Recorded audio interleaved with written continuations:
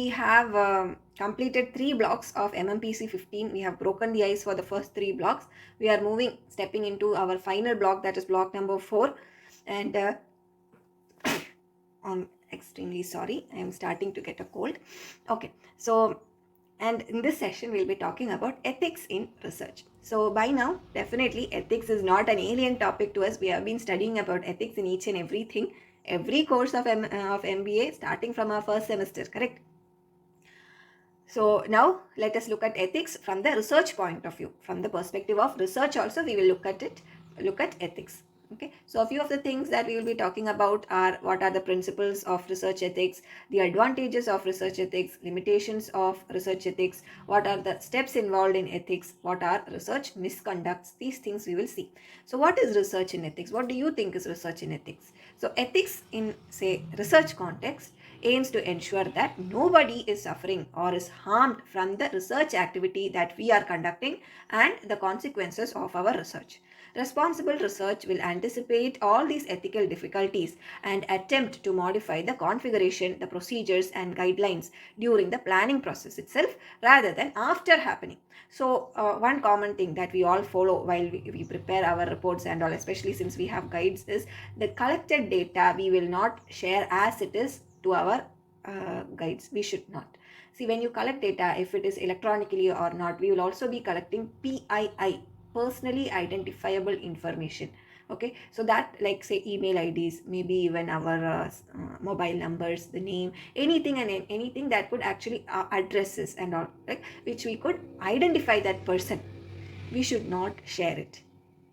Why? Because if we share it like that, it could get misused, and that is an unethical thing from our side. Even though we know our guide personally, whatever it is, we should not be sharing those things. Okay, so because it is an ethical violation, and there could be consequences. There could be, okay, consequences to the people who have had associated or consented to be part of our research in a way which we cannot predict, because once the information is out, we cannot know how it is going to get manipulated, correct? So rather than after happening, we should take precaution, and we generally mask our personally identifiable data, or even we redact it, that is, we just remove it also. Okay, so things like that we will do. So integrity from the researcher, from the project manager, and research sponsor is needed for ethics in research. Research ethics controls the codes of behavior for research scientists. It acts as a reference for conducting our researches responsibly. Ethical considerations are unambiguously involved in investigating ethical issues arising when individuals will participate in a study. And the Research Ethics Committee, or the Institutional Review Board IRB, determines whether the research has been done by the researcher is unique and is free from plagiarism. So again, that is why, guys, when you do your project, I suggest you do not copy from any existing research or project. Plagiarism check is very real these days, and moreover, it is also unethical. Now that you know that it is not ethical, I hope you will all not do it, right? So, what are the principles of research ethics? Easily, definitely, honesty, integrity, informed consent, beneficence, protecting of the subjects of our research, responsible publication, confidentiality, objectivity, non discrimination, openness, carefulness, and respect for intellectual property, IP, justice. All these things are principles of research ethics. So, why do we have to follow this research ethics? Is there anything in it for us? What are the advantages that we will have if we are following research ethics? So the goal of research ethics is encouraged the goal of research is encouraged by research ethics. Why? Because it will build trust between both the researcher and the respondent.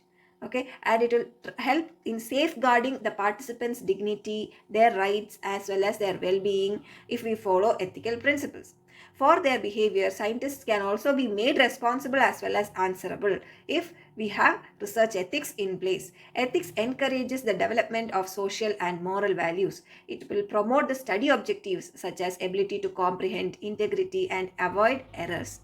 Ethical benchmarks help in upholding values that are essential to collaborative work, like belief, accountability, mutual respect, and objectivity.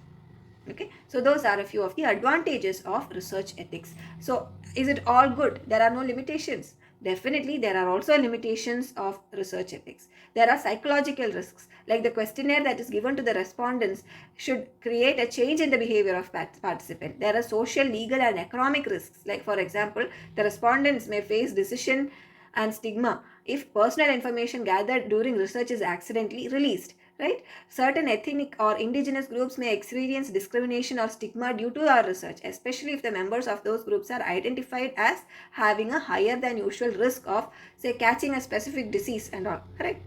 Or you can say involved in certain activities more than others, which is not ethical in the world's eyes. Okay, so all these things could happen, and we are seeing it also every day around us. We are seeing such things also.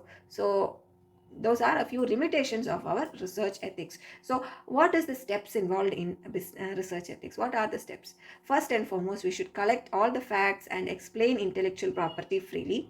We have to outline the moral considerations of our research, ascertain who is affected by our research, that is, who are the stakeholders, establish the forfeitures, recognize our obligations, consider our style as well as honesty, constantly innovate about possible actions as researchers. Confidentiality and privacy must be respected, and we have to determine the most appropriate ethical action and be prepared to deal with any opposing viewpoints we might encounter as well. So, what are research misconducts now? We talked about ethics. What are the misconducts? The three major misconducts in research that we have to know about for sure are fabrication, falsification, and plagiarism. What is fabrication? Fabrication refers to creating fake data for getting adequate results. Like, for example, we feel that there should ideally be a difference in, say, we are talking about the mean salary of male and female, and we feel that females should have say lesser or lesser salary than males, but somehow the research we conducted was saying that there is actually there is no statistically significant difference between the average salary a male doctor draws and a female doctor draws, but we want to press our cause that there is a difference. So what we can do, what some researchers could do, is they will fabricate the data in order to skew it. It is not actual data that they're creating it, they're fabricating it, which is a research misconduct. Similarly, falsification, which means the researcher is creating false research according to his or her wish. Okay, the research needs to create some impact on the society, correct? But here, the entire research itself did not happen. They're just simply putting that randomly, they're just saying there is some research done and all. Many major companies in the world have come under the purview of this. They simply, there have been a lot of consumer complaints cases in the consumer courts, and even laws and court orders which have come up in the past because of these falsified research findings. Correct. Coca-Cola, Colgate has had many lawsuits, I guess. Just look it up. You'll find a lot of them. That is how a lot of advertising laws have come up also. If you remember, 1 in 10 doctors recommend so and so toothpaste. I don't remember if it was Colgate or Pepsodent. Sorry. So I'm not pointing my finger at any brand. Okay, I don't want to get caught in any controversy because I also lack memory of which company exactly it was, but you can go online and Google it. There have been many instances like that on many companies, major names which we have heard, okay, wherein they tell one thing which feels like something else, and actually when you look into it, you find that it is not so, and there have been cases against them for falsification of researches. The other thing is plagiarism, which we all know, right? Starting from our assignments, plagiarism, we just buy some assignment from some random person and we will write it as it is, correct? We should not do that. It's not a good practice. I don't encourage it. Definitely, I don't encourage it.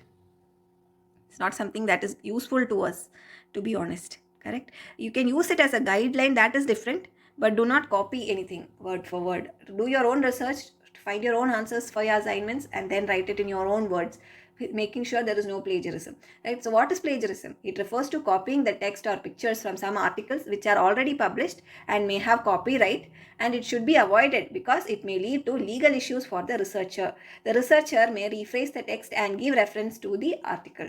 Okay, so whenever, like for example, if you have noticed, if I'm using a picture graphs and all, sometimes in order to show you better, I might use pictures from Google. Most of the cases I make sure that I note it down in the end, that these were sourced from so and so place, or say from Google Photos and all. So that is okay. It is not bad that you are using it. No, that is not the issue here. You cannot always go and reinvent the wheel, correct? So there was a research done by somebody, you are borrowing the content from there, that is absolutely fine. But if you are doing that, you have to make sure that you give a reference to that particular article and say, hey, this particular piece, I have taken it from so and so place. Okay, you have to give that credit to them. You should. But if you pose as though you have done that research and you have got that data and you have done got that results analysis, then that is plagiarism. Okay, so that is what is meant. So definitely, you guys, when you are preparing your reports, I consider this. First and foremost, there are a lot of sites and things like that wherein they sell you pre-made reports, or you give them the topic, they'll create the report and give you. It is very lucrative, right? But when you are actually a manager, or when you are doing work, whom will you connect for drawing a report or anything? You have to do, right? At that time, you can't go and tell your company, these kind of people, to write a report for you. You will be selling your company data to them. That's not going to happen, right? And these are not very huge things also, creating a synopsis or writing a report. These are not, in Malayalam we say, it's not a big deal. We can do. See, anyway, we are doing MBA, right? So it is a part and parcel. The project is part and parcel of it. At least a report you can write, right? Data you can collect. So you try to do it, okay? So don't go for plagiarized contents and all. It's not ethical. That is the main part of it. It is not at all ethical. So coming to our topic at hand. So these are the few research misconducts that you should know and you should avoid, steer clear from.